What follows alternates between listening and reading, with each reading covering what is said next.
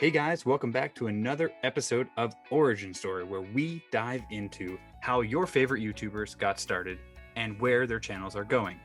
Today, it is just myself. JP is on vacation, but I am joined by Hepna, a YouTuber out of Iceland.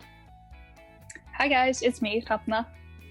Welcome to the podcast. It's very cool to have crossed a almost a full ocean to be able to get you on the podcast. The beauty of technology. Yeah. Thank you for having me. It's awesome to be here. Yeah. So, if those who don't know Hepna, she is a YouTuber living in Iceland, as I said before. Her channel focuses on educating viewers on the culture and great things about her home and favorite country of Iceland. However, she is not just a YouTuber. She is far more than that. She is an avid reader, a very, very good writer, a student, and a fitness lover. At least now you are, right? And her channel is home to over 280,000 subscribers. Her 150 videos have been watched over 20 million times, just about there. So you can tune in every week for a new video and check out her collaboration with Ana Luisa, a jewelry company out of New York City. Thank you so much for being on the show today. I'm very, very, very excited to have you, and I think it's going to be a really cool conversation. Yeah, me too. Oh, I'm so excited. Yeah. So, I want to start with one of your passions, which is passion for reading and literature in general, which you eventually, and we'll talk about that, get into your college career. So, what was the most memorable book that you read that maybe was something different and made you have a different feeling towards reading? Oh, good question. Like you said, I've read a lot of books. I think The Book Thief, that book had a lot of impact on me. I read it in high school, and it's so unique because the book is actually told from death. So the narrator is death itself. So it's very unique and very heartbreaking. It happens during World War II. So yeah, that book had a huge impact on me. And were you as influenced by reading before high school? Because it seems in a couple of other videos you have on YouTube, you've noted two books that you have read in high school. Was that the main inspiration and passion for reading? No, I've been reading pretty much my whole life. Obviously, I started out like with Harry Potter. That was the first series that I read. And of course, Twilight and The Hunger Games. But no, I've been reading and writing my whole life, I think. And what genre is your favorite to read? I have so many. It's embarrassing because I love everything that I read. Right now, I'm really into like crime and thriller books. But sometimes I only want to read fantasy books. Sometimes I really like these contemporaries. And I am a sucker for medieval literature. So yeah, I just kind of love everything. But that's the beauty of reading is as you grow and as you kind of maybe get bored with one genre, there's many other genres to jump into. So you really can't ever get stuck with nothing to read, right? Yeah, exactly.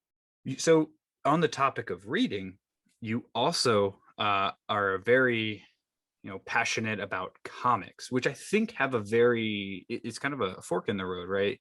Where there's traditional literature and the books out there, and comics are not really a book, but are they a magazine? And how does that all work? I don't know. I'm not the person to make that call. But where did you first fall in love with comics and the stories behind them, and who was the first one you read? So are you referring to like Well, I guess the the Norse Avengers. mythology? Yeah. Yeah. Well, I don't really use the comics in my videos. I when I am referring to like Norse mythology, I am referring to the original manuscripts, which are the Eddas. Okay. Yeah. A very famous medieval literature piece of work. Yeah. So I'm not really into comics. I'm pretty much in the medievals or the Avengers. Like there's no in between for me. Okay. I didn't know. I know you said that in one of the videos on your channel, you said that you really enjoy the Avengers. So I didn't know if that was a broader love for the industry, because I think it would go hand in hand. But that makes sense. And so, do you see a lot of similarity, or obviously there's direct correlation between Norse folklore and where the Avengers are in today? But Yeah. yeah, so you see that you pull a lot of that into obviously your content. Yeah, and that's obviously because I'm from Iceland and we have to read the poetic and prose Eddas in high school. So pretty much everyone in Iceland knows about the origin story that the Avengers is telling, or well, Thor is telling. So yeah, I just thought it was cool to try to find similarities and show people like how these things are actually pronounced here and how we study things in Iceland. Yeah, and I thought But that was a very interesting piece of content, because we're in America, we're so in tune with how every celebrity who's in the movies says the names, but the origin and the truth behind the names was very eye-opening to me when you yeah, but I wish I was cool enough to read the comics, but yeah. no, I have only watched the movies.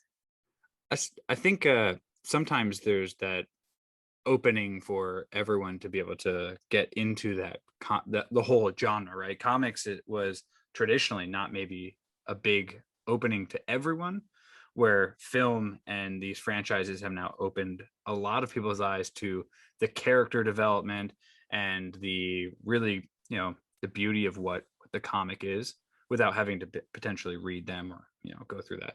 It also maybe has put an opening into the comic world, right? Like maybe Yeah, someone who watched the movie. I feel like Harry Potter had a very similar opening, right? Some kids maybe watched the movie, then they went back and read the book. yeah, 100%. It's a pretty cool thing that these films do. So we were talking about Norse mythology, and it seems to be a very big part of your channel and who you are, and potentially part of the entire culture, right? You just said in high school that every child has to read the Atlas, which is definitely a very big piece of literature, Yes. and dense too, for sure. So growing up, what other pieces of culture are part of the high school and middle school? It seems like that's very ingrained in the society. So how do you guys balance that? Do you mean like literature or just I in think, like, general? yeah, in general, like it seems like you're very proud of the the culture that was developed through Iceland, right? Of Norse and the descent that you guys have. Um, and so, like, is that a fundamental part of like all of your courses growing up? Is it something that's kind of brought up? Like, I guess like an American history is only what, 220 years old or something, 250 years old. So it's pretty new, where you guys have generations and generations of stories to tell. Is that like we teach it in high school, and in middle school you learn about all the things that happened, Civil War or things like that. Is that something that is part of your curriculum as you grow up? Yeah, for sure. We have to, but mostly in middle school and high school. Yeah, like I said, we have to read the Eddas, which are very, very difficult. And I'm translating in my brain. I'm sorry. Yeah. I've been speaking Icelandic all day, so I have to turn on my English. I can't even Um, imagine. no, because I only speak English at work, aka when I film videos.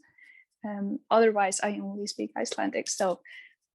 Um, so yeah, we learned a lot about our origin, like in middle school. But actually, when the older that I got, the more we kind of learned about the world, not only Iceland, but the world in general. And obviously we learn a lot about Denmark, and we have to learn Danish.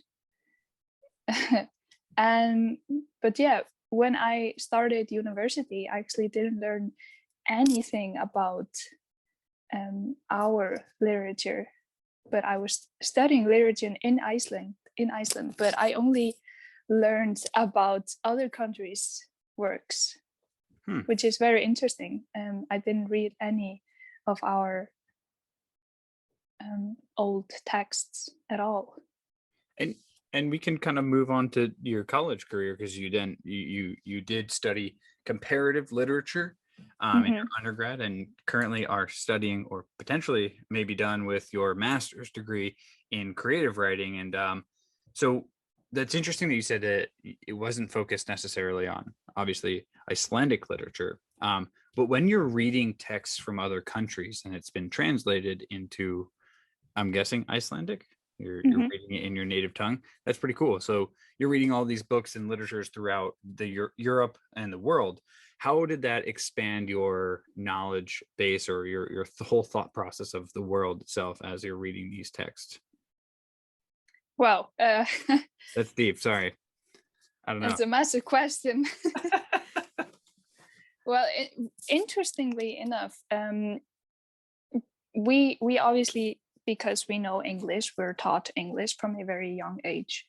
A lot of the old texts that we read in university are in English, and a lot of them in Middle English, which is very similar to Icelandic. Like, my teacher actually said that it's easier for an Icelandic person to read Middle English than for someone from America. Middle English. What is Yeah. what is Middle English? It's basically medieval English. So it was basically the English for the peasants, because like, let's say, for example, the Canterbury Tales were written for the sorry, I am translating once again. Take your time, there's no rush here. It was written for just the normal peasants, the people who didn't learn French and Latin, because all of literature was written in French and Latin. So then Middle English came along, which was very influenced from the North. So that is why, like, Icelanders and people from probably Norway, Denmark, Sweden, Finland, even can probably understand Middle English better.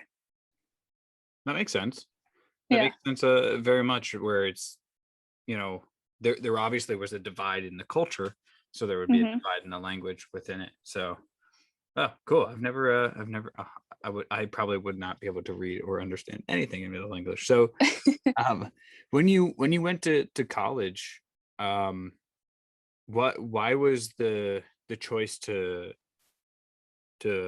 study comparative literature? What was the decision behind that? Just because you had loved literature throughout high school? Yeah, we had, it's called Háskóladagurinn in Icelandic. It's basically called like University Day, where you can go to the university, or the two biggest universities here in Iceland, and kind of just ask a bunch of teachers and students about their experience in their majors. In the majors. And I came across this teacher who was just awesome, and he was displaying literature, and no one was talking to him, and I was just like, wow, literature, can you study that? And I was just so intrigued, because I love reading. I've always loved reading, and I always got super high grades in everything that had to do with reading and literature and English and everything like that. So I just went straight up to this teacher who was standing there alone, and I was just like asking questions left and right. And at that time, I was starting out with creative writing, and he told me, like, if you want to become a writer, then you have to learn about comparative literature. So I was just like, okay, I'll do that.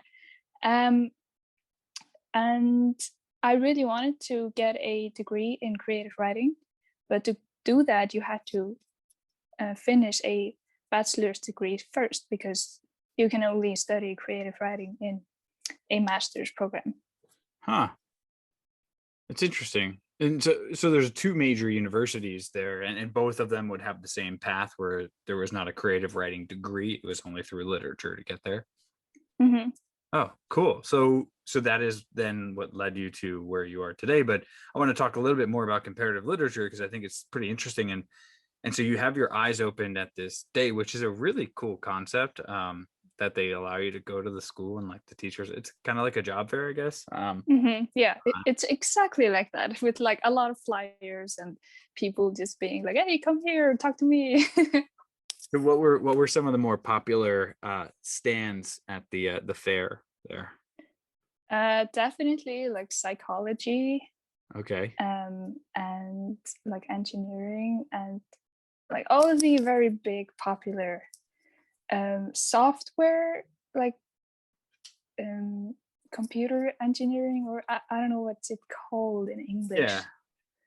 Yeah, The like coding. computer. Yeah, yeah, Yeah. I think it's software engineering or yeah.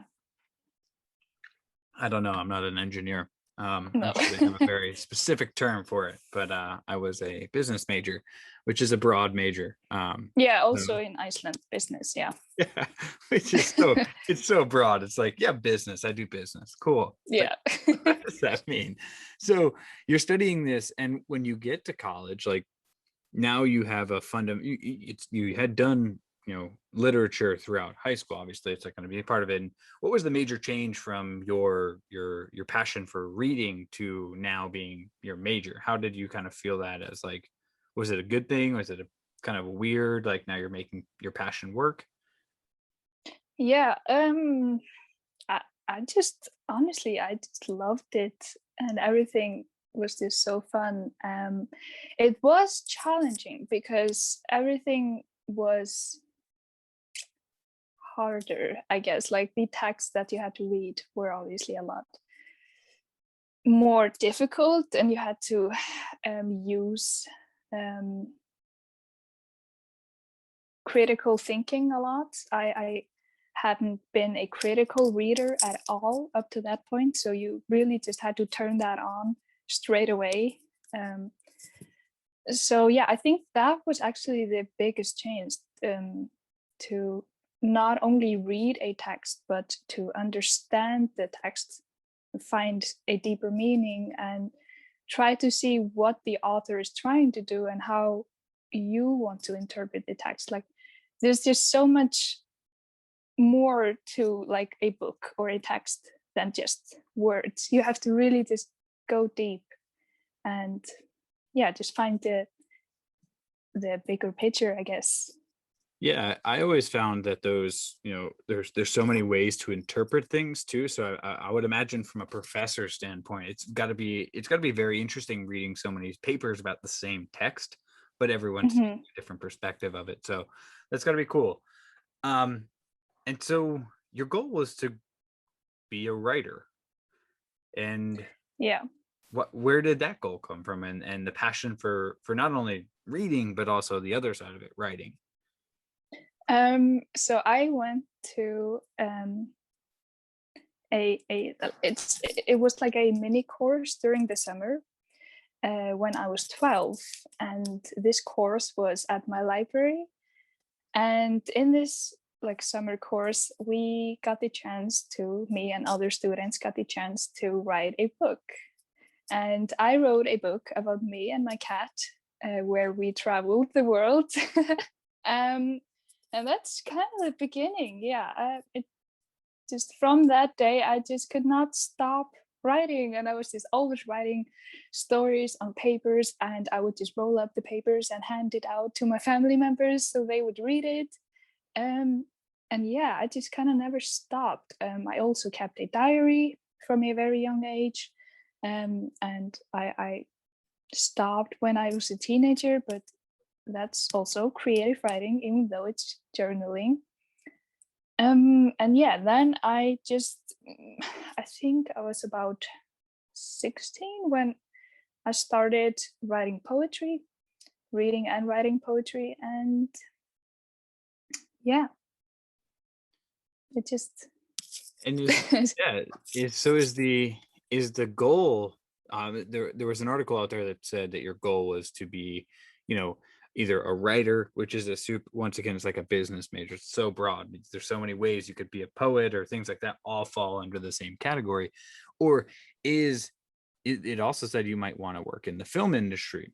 I feel like they're two totally different bases of the writing style. So where do you see your, I think right now, obviously, you're kind of like, I'm sure you write scripts for your videos and things like that, which is a different writing text and an idea. So where's the goal, and where do you see yourself kind of going from this major and the master's degree that you're going for right now?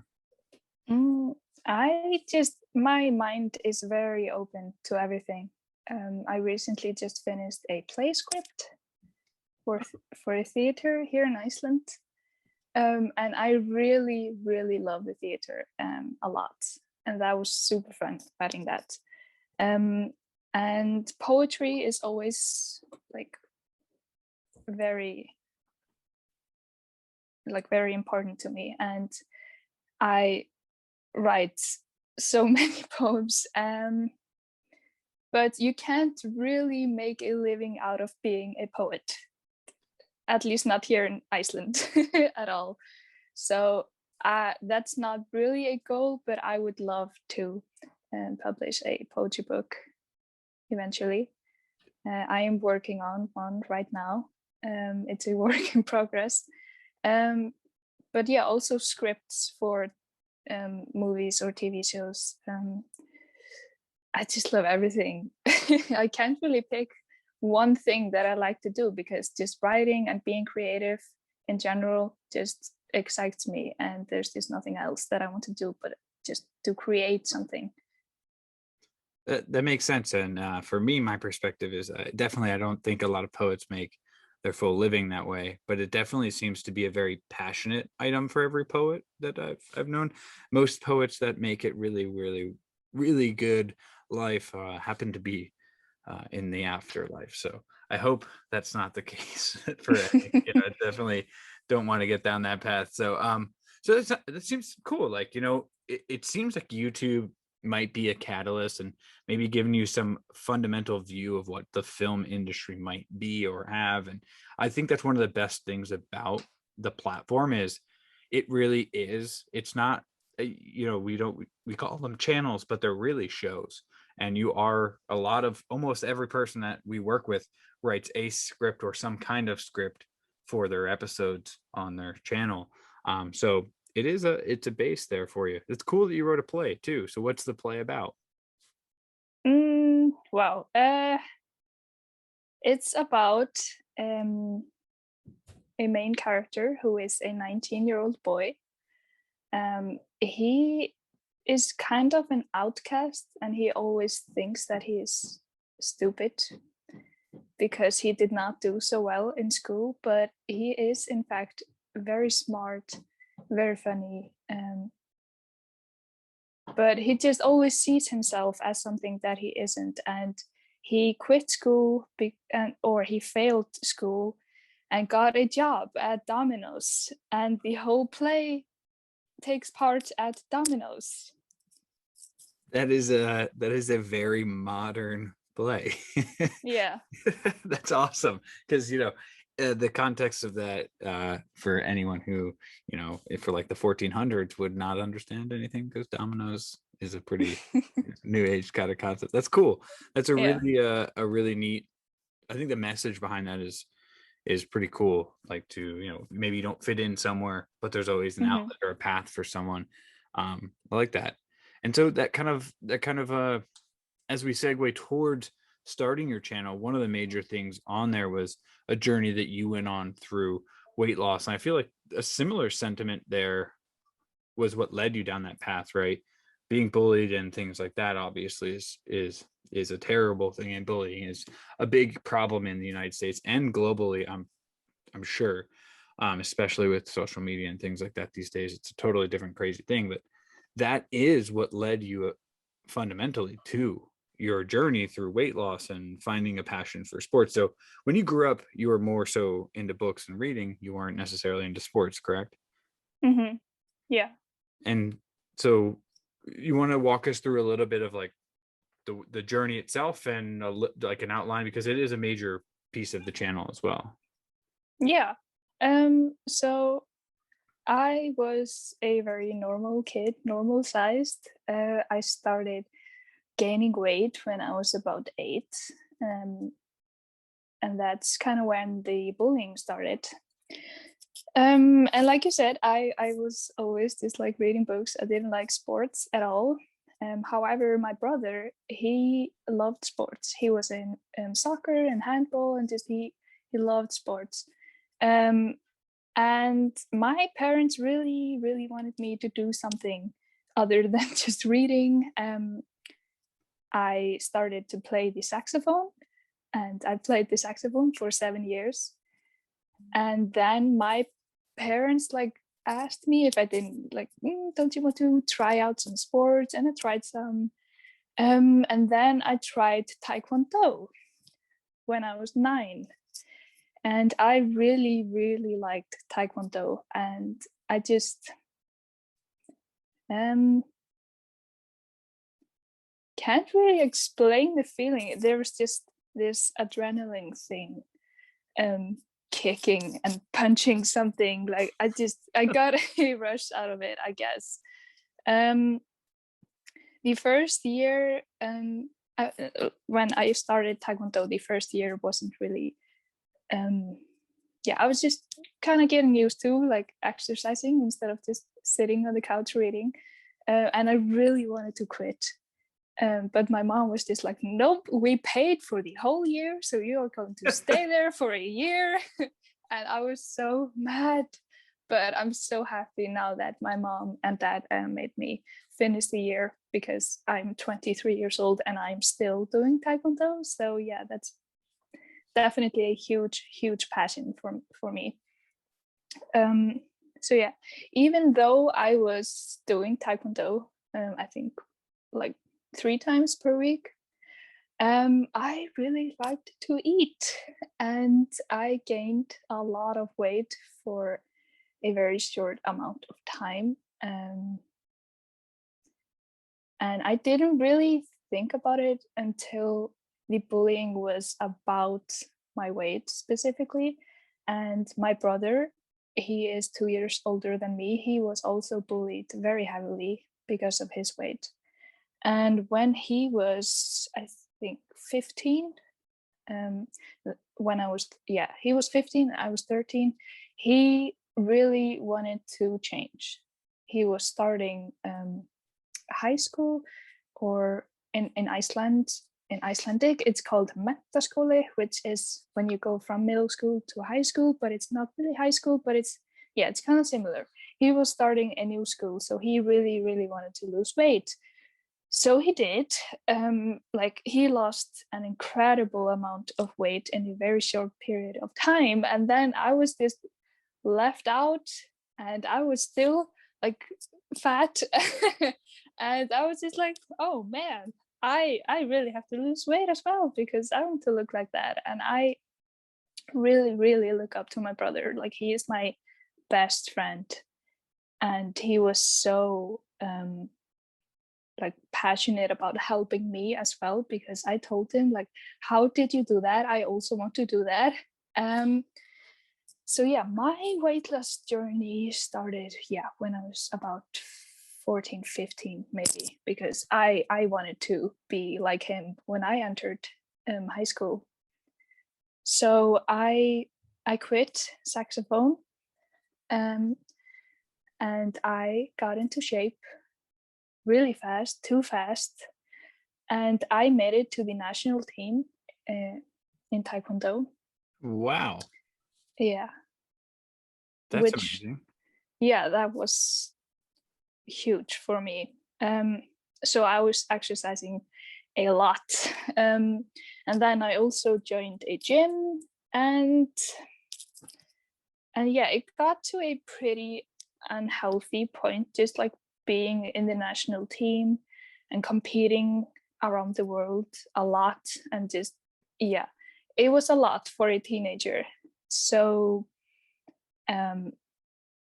I found CrossFit when I was 18 or 19, and then my mindset really shifted, because after I found CrossFit, I wanted to train and exercise to get stronger, not to get skinnier. Like my first goal was I wanted to be stronger. And yeah, so that was a complete 180 of my mindset when I found CrossFit. And yeah, I also took a little bit of a break from Taekwondo for a year, and I started training again in January, but I recently got injured, so Yeah, it's pretty common for especially elite level athletes when they go through, when they decide to take a break from their sport, to take a hiatus from it. The burnout is very real. I've experienced the same thing. And it's interesting, you made it all the way to the national team, which is crazy to see. Someone who had gone through this journey that you went through really put everything into it. And I think in the video that you have on your channel where you outline it, you state it very, very well, right? There's really three things that you did. You cut the junk out of your diet. That was a big factor, right? Don't eat crap, eat good food. mhm, Working out, which is a huge one, right? So it's really like fundamentally what goes in has to be equivalent or equal to or surpassing what you're doing in an exercise world. But it seems like what you did, which is different from many people, is you made it a life change. You made it, your life surrounded the change. And I'm glad that CrossFit changed your mentality too, of like being, I guess, like from being skinny to being fit and being healthier through that lifestyle, and healthier in the sense of being stronger, right? That's a cool change to see, because mhm. I think that's somewhat lost with especially young women now, as they want to be skinny, but I think that's probably not super healthy to get that way. So we'll No, see. and also we have a lot of Icelandic people, especially Icelandic women, who are just incredible CrossFit athletes. Yeah. And I started CrossFit because I watched the CrossFit documentary Fittest on Earth, where Katrin Tanya, who was who won back in 2015 and 16, Yeah. or 14 and 15, yeah, 15 and 16. Just seeing Katrin and Sarah and Annie, just I was just like, okay, I want to look like them, I want to train like them, and I want to just be great like them. So yeah, CrossFit was always about being the best version of me that I could be, and just listening to these incredible athletes talk. Um, yeah, it just inspired me so much, and I'm so glad that I did find CrossFit and shifted that very unhealthy mindset that I had. I think Catherine and Annie, I think they do a really, really good job uh, of empowering women in the sport and showing girls, especially in that like 15 to 16-year-old age group, like they're they love being fit, and they show that, and they're proud of what they've accomplished, and they very well should be. It's a really great role model to have, especially in your home country. You also have, speaking of fitness in Iceland, like the fittest, strongest man in the world is also in Iceland. Uh, Mm-hmm. so it's pretty cool that like this country is surrounded by fitness. Is fitness like a big cultural item in Iceland? I want to say yes, but at the same time, I surround myself with people who work out and do CrossFit. Like most of my friends are or a lot of my friends I have met through CrossFit or Taekwondo or through fitness. So for me, that's all I know, that all of the people around me are really into fitness. But yeah, I think the majority of people here in Iceland are really into like exercising and fitness. And obviously CrossFit is so huge here in Iceland, and CrossFit Reykjavik, which is the CrossFit gym that I go to, is actually the biggest CrossFit gym in the world. No way. Like with the most members. So That I think that says a lot. that does say a lot. I didn't know it was the biggest. That is that's crazy, because like there's some huge gyms in CrossFit gyms in the US, and Yeah. I'm glad that the biggest one is not here. That's Yeah. more power to that. I'm So, like 99% sure, but yeah, I heard it during training, so I can't be 100% sure, but yeah, I'm like 99% sure, because we have like 3, maybe 4,000 members. holy cow. So I'm not going to I'll take your word for it. Yeah. Just because on the podcast already we had Armin Hammer. I don't know if you watch his videos. When the open comes around, he's fantastic. He like breaks down the workouts really well to a level where you can strategize how you want to do in the open based on how he's kind of portraying the workout. Oh, Um, that's awesome. yeah, Armin Hammer. He's a great guy. He's a really good guy too. Just like I think he just had a baby, but that's has nothing to do with this. But so when he was on the show, I definitely misrepresented what the CrossFit community was. I thought it was like 3 million people, but it's way more than that, especially if the Mm-hmm. largest gym is 4,000 people. So um so 2012 you joined YouTube, but you didn't start posting videos till I think 8 years ago, which, well, that puts you right about right about 2012 when you started Yeah. posting. Your Mm-hmm. posting videos in the beginning of your channel are very different than where you are today. Oh yes. Yes, so I definitely got a really good overview of oh my gosh, I had it on my notes of the band. Um, oh my, One Direction. I Yeah. got a great overview of One Direction. So when you were in 2012, what was the decision to? A lot of people, obviously start a YouTube channel, or they have a channel because every time you make an account, you get a channel. What was the decision for you to start posting onto YouTube itself? Yeah. So back in 2012, I had a Tumblr account, back when Tumblr was really cool. um, and at that time, I was getting very heavily bullied. So Tumblr was pretty much an escape.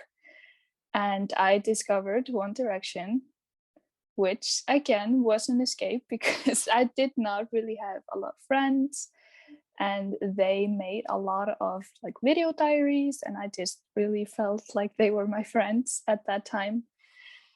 So I had a Tumblr account, like a One Direction Tumblr account, and I used to post a lot of drawings that I was doing of like their lyrics. Um, and sometimes I would like draw or paint their faces. I was really into drawing and painting at that time. And then I got a message from somebody who was requesting me to do a video or a DIY video of how to actually do these things that I was posting. And I was just like, yeah, sure, why not? Because like I've said, I love being creative, and doing videos was just something creative that I want to try out. And yeah, so I just took my computer and just set it up really high, so so you can only see my hands, and I just did my little DIY videos. And they seem to do very well too, right? Yeah. Yeah. I mean, there's a lot of times when we go through someone's channel and kind of do the audit, where the beginnings of the channel don't have a lot of views. I mean, your first video has 32,000 views. That's a pretty Mhm. serious start for someone who's posting One Direction notebook videos, right? Um, Yeah, and I didn't even know about that. I like hardly knew what YouTube was. I just knew that I was making a video and I posted it to my Tumblr account just for my I had, I don't know, maybe 1,000 followers on there. And I didn't really think about the views and I didn't really think about YouTube. I just posted it for my Tumblr followers. oh, that's interesting too, you know. And then so when was the shift from like, okay, Tumblr is kind of going out, I'm going to start to focus more on YouTube and putting, you know, the door hangers and drawing lyrics and more notebook covers and things like that, those kind of DIY videos. When did that become driven directly to YouTube content? I think it was when I started to show my face. When I went from just showing my hands in my DIY videos to when I actually started talking and showing my face on camera. Um, yeah, I think at that time or at that point I stopped focusing so much on Tumblr and I started to read my YouTube comments and I was curious about what people wanted to see. It's that's very, I mean, it was about a year before you started showing your face just as a general breeze through the channel. Um, and so from there you had the knowledge to, let me see what, not just what I want to produce, let me see what people are commenting. That's pretty cool to see, and to that you had that observation to do that. And so are you still using the comments to help direct you in the content you're producing, or are you just kind of going with what you think will do well? So, so people are probably going to be a little bit sad when I say this, but I don't read my comments at all. Just for my mental health, I do not read my comments on YouTube. Not uncommon. And you know, a lot of No. people that we talk to don't read them at all, or they only read the first hour. And I find, I was like, why would you do that? But the reality is the first hour of your video are your truest fans. Those are the people who are waiting Yeah, for your video, and they're typically going to give you very positive and nice things. So yeah. Sometimes yes, I will read within like the first 10 minutes, 15 minutes when I'm still like editing the description box and stuff. ah, Yeah, that's definitely but yeah, the YouTube can be, it's the internet. You're hidden behind a veil of whatever you want to call it, but you have no, there's no recourse for whatever you say, which is good and bad. Um, so you're posting for 2 years, and you know you're, the videos that you get are good, right? You're creating content, and you can see the growth of the channel directly through all of your thumbnails. You know, even, you know, you start to find really nice thumbnails and, you know, overlaying images on there, and you're learning the skills throughout it. And so you make your how I lost 65 pounds weight loss journey store video with pictures. That's the title. If you guys want to go search it, you've probably already seen it if you're a fan here. Um, and that goes way out of the realm of where you were before that, you know, 12 to 40,000, maybe 50,000 views. That one almost hit over 800,000 views. What happens in your mind when that happened, when the video goes very heavily viral? I didn't even know about it. I didn't look at my views. And like honestly, I didn't really care at all. Um because I was never doing any of that for views or money or anything. I was just wanted to create something and I was just happy that people were seeing the video and people were asking for advice and that video also got me on an interview on a news channel here in Iceland, which I thought was pretty cool. Yeah, the only thing that scared me about that was that people from my school and my family would find my channel, which they most certainly did. and and that, I mean, well, when you put yourself not only on YouTube but then go onto the news, and they talk about your YouTube channel and what you've done there, Yeah, that is the that definitely will happen. So what was their thoughts when your family and those at school what saw your channel and what you had grown? What kind of happened then? Well, my family was pretty chill. They didn't really react. My mom was just like, okay, yeah, that's cool. She didn't really understand it. So my family was just, yeah, very just supportive, like, good for you. But people at school did not like that at all because YouTube was not a thing in Iceland at that time. Um, and I did get made fun of a little bit, Hmm. which sucked. But there were a few people who reached out and they were just like, "Oh my god, that's so freaking cool! How do you do that? I want to do that as well." So yeah, honestly, I did take a break from YouTube when it just got when it was too much, um, because I don't handle criticism or hate very well, especially not from people in real life. So I took a year-long break from YouTube just to kind of recover from all of that.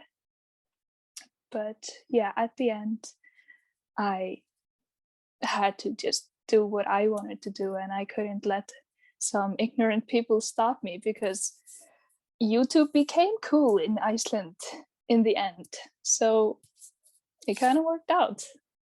Yeah, I like that though, because you didn't obviously taking a break, if anything, is a good thing. Similar to your break from Taekwondo, you come back with a refreshed and different view on the sport and everything. I'm sure you did the same thing when you came back to YouTube. So you leave YouTube, you come back to YouTube. Did you come back with a different direction for your channel? What were you going to do? What was the goal for it? And obviously, a lot more confidence in yourself for what you've done. And you should be proud of it because people only make fun of you because they're jealous of what you've done most of the time. And Mhm. you've created a heck of a channel, almost 20 million views and 280,000 plus subscribers. So something to be proud of, not to be anything shameful of. Yeah, thank you. Um, when I came back from the break, I was so lost because obviously I was way too old to be doing One Direction content. I Debatable. yeah, I really liked watching makeup videos, so I was just like, oh, I'm gonna do makeup videos, but that did not very go that well. I didn't get any views of those videos. Um, and then in one, I think it was like a makeup video or a vlog or something where I mentioned that I was from Iceland. And after the break, I changed my channel name to Hrafna, my real name. But before that, I was using a fake name, so people in my school couldn't find me.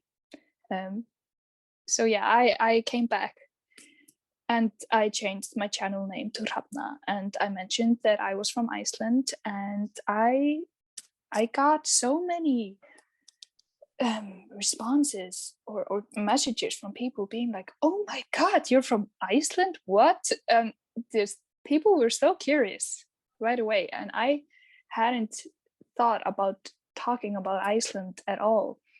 But since people were asking so many questions, I decided to do a Q&A about Iceland, and that video kind of blew up. I don't know how many views it has, but yeah. At that time, I wasn't getting any views at all, and then I did this Q&A, and everything just kind of exploded. Yeah, it seems very much that that video was a catalyst and a shift in your channel. And so you took it, saw that that was content being requested by subscribers and the growth behind that channel. And then after that, I'm looking at your channel here, and uh yeah, a lot of Icelandic flags in your thumbnails, which is cool because it you're taking the theme. And so now you've kind of taken it from just a general I'm from Iceland, and I think it's an interesting shift in the channel. Now you're educating, and the goal is to educate people about your culture and your country and the differences between it and, in most cases, the United States. And so one question I had regarding that, showing the differences, is what do you use as the standard for the US, right? What's your reference for the culture in the US? Well, I always try to mention in my videos that this is not like 100% true. This is me basing on social media and TV shows and movies and everything that I know about the US. I try to state that in all of my videos, but I've also been to the US. So I know a little bit about the culture. Um, and I've talked about my trip there. I went to Las Vegas and Los Angeles, so I can base some facts on that trip. Definitely. I mean, that's more so than some of the people on your channel who have not been to Iceland but are learning about it through you. Um, and so now your channel is growing. What was it like when what was that feeling when you passed 100,000 subscribers? So you're growing this channel and you change your name to be, self-titled channel. What happens when you hit that 100,000 subscriber mark? Mm, that was that had been a goal for so freaking long. Like 100,000 subscribers. That was a huge milestone.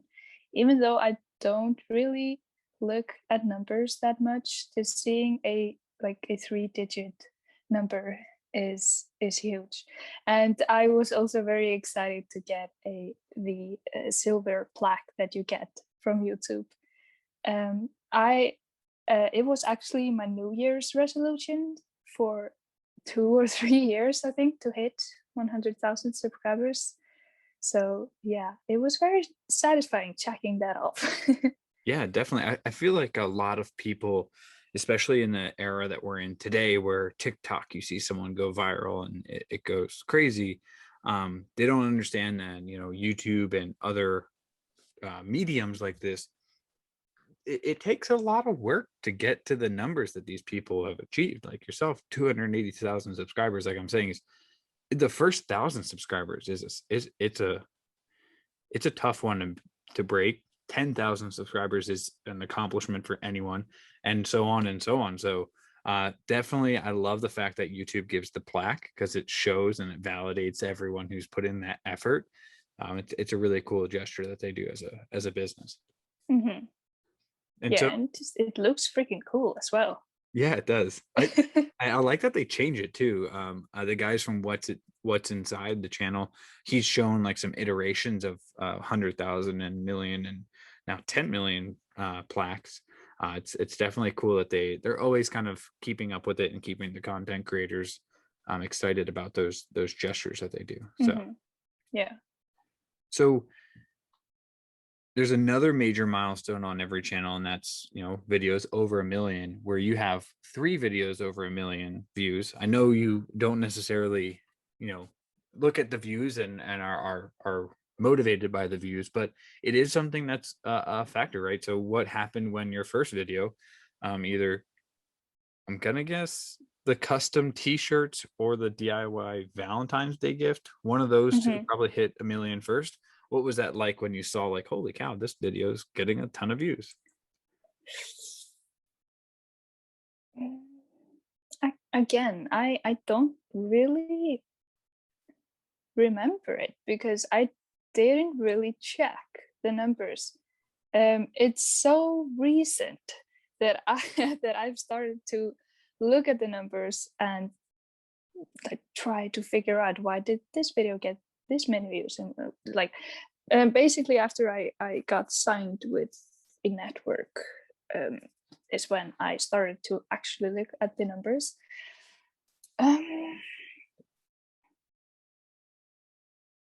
I think my brother or someone just told me, "Hey, your video has over 1 million views," and I was just like, "What?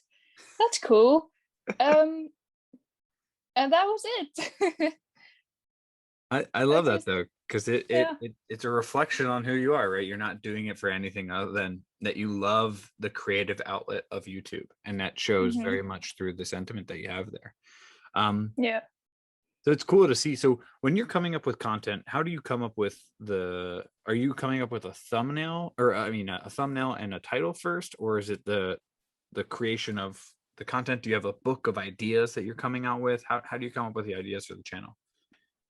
I have a Word document on my computer, which is just titled video ideas, and I just keep adding to that list whenever I get an idea. Also sometimes take like brainstorming sessions with someone in my network.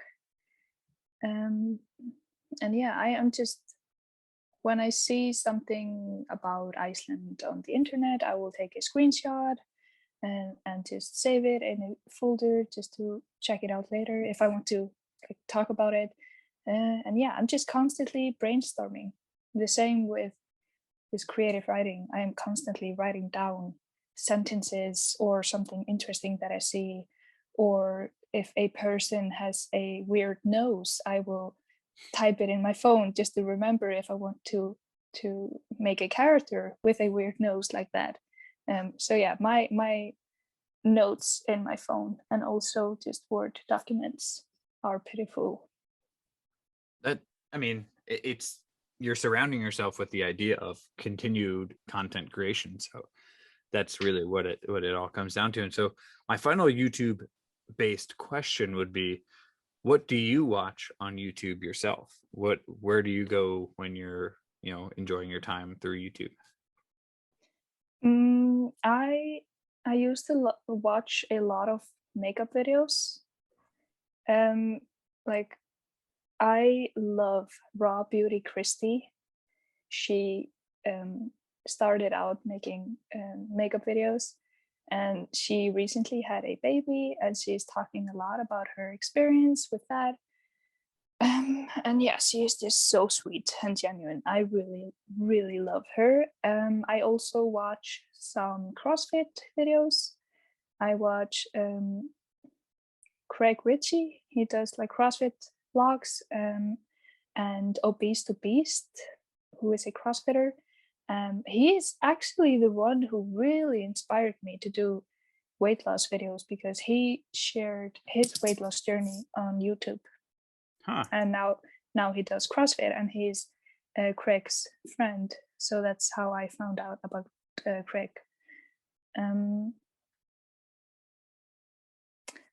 yeah, I don't really watch a lot of YouTubers right now. I used to watch Shane Dawson a lot, um, but obviously after everything and all of the controversy, I don't really anymore. But yeah, for sure, Raw Beauty Christie and his random CrossFit videos.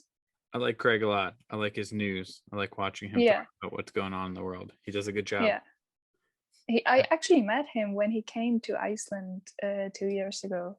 No way. Him and Jasmine, they came to CrossFit Reykjavik, and they were just so sweet and awesome. I had just finished doing Murph, and I saw them, and I just ran to them like, oh, I just finished Murph, but can I have a photo? It was just, yeah, it was really funny, but they were so sweet. That's amazing because most people, when they finish Murph, would not want to do that. And those who don't know what Murph is, it's when you run 1 mile uh, and then do 100 pull-ups, 200 push-ups, 300 air squats, followed by another mile. So it's not at all like you're gonna be Yeah. pretty beat up after that. Yet you decide to run over and get a picture. I love that. That's amazing. Yeah. So I'm gonna ask two questions from a lot of questions that we had through Instagram, and thank you for reposting us. I want to preface by, if I say your name wrong or if I mess it up, it's not because I don't like you. It's not because of anything other than the fact that it's difficult to say, especially like you or Instagram names. Um, so I think this one goes to, I thought it was pretty funny. And so Dave underscore Harrison, I think he's referring to your most recent video where you went to a volcano, and he asked if you dropped a ring into the volcano, and he referred to the One Ring. So. Oh, I love that. Unfortunately, no. No. Nothing magical Lord of the Rings fantasy thingy happened. Oh man. But it was magical, but not in that way. Yeah, I can only imagine. It looked amazing. I just thought Yeah. that was a really funny and creative question from him. Mm-hmm. So I won't count that as a question because I think there's better ones. So I'm gonna ask this from Alan Werns or Alan Renz. Where do you see yourself in 5 years? It's a pretty deep question. Mm-hmm.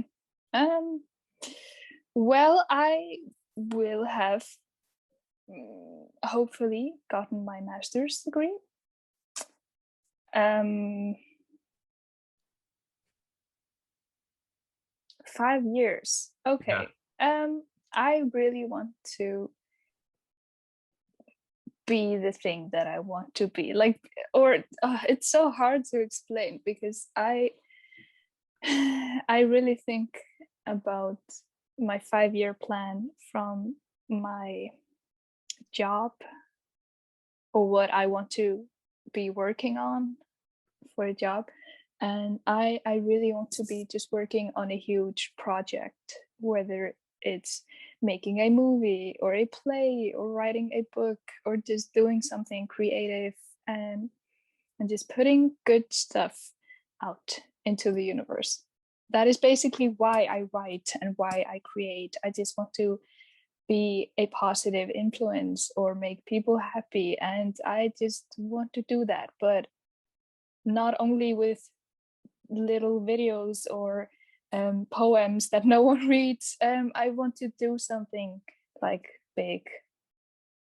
I think you're on your way, and realize that your content is doing exactly what you are putting out there. So you're already on your way there, very, very much so.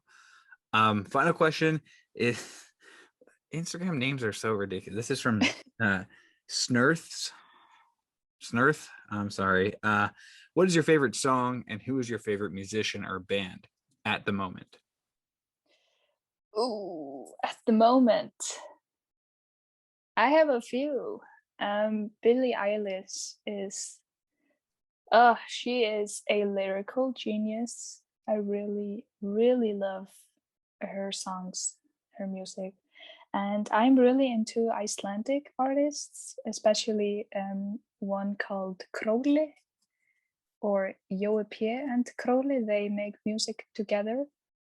And I pretty much just listen to them on repeat every day. And when I write, I can only listen to Jói P and Króli when I do that. They again, I pay a lot of attention to lyrics because I write texts a lot. So I really, really appreciate some really deep lyrics, and they write just top-notch, very deep, emotional lyrics. Huh. I can definitely I have the same sentiment towards music. I love lyricists. Logic. He's up in the middle of those Cool. records. Do you like Logic? He's a great artist. He's a great lyricist. He's rap. But if you listen to what the words are, he's really good. Mm-hmm. So that is all I have for the podcast today. There's definitely a lot more to be uncovered, I'm sure. But I'm going to start the music now. So why don't you let us know? Everything about her is in the show notes or in the YouTube description from a social media standpoint. But where can they find you? What can they find? And let them know a little bit about the channel itself. Oh, yeah, should I say it? Yeah, okay. Yeah. Okay, so I'm not on a lot of social medias, but you can find me on YouTube. My username is Hrafna, and I'm also on Instagram, and my username is very complicated. It's Hrafna, but you can probably just type in Hrafna on Instagram. or click the link in the show notes. You will find her there. Definitely amazing to have you on here, and thank you so much for motivating and putting out positive vibes into the world. It is something we all need to see, especially in the current times that we're in. So thanks for being a positive influence. Thank you for having me. No problem. This has been a pleasure, and hopefully if my wife, my son, and I can visit Iceland one day, we can work out at CrossFit. Yes. Right? That would be awesome. Yes, for sure. That would be awesome. So thanks so much for everyone who made it this far. And thank you, Hepna, so much for being on the show. It has been an absolute pleasure.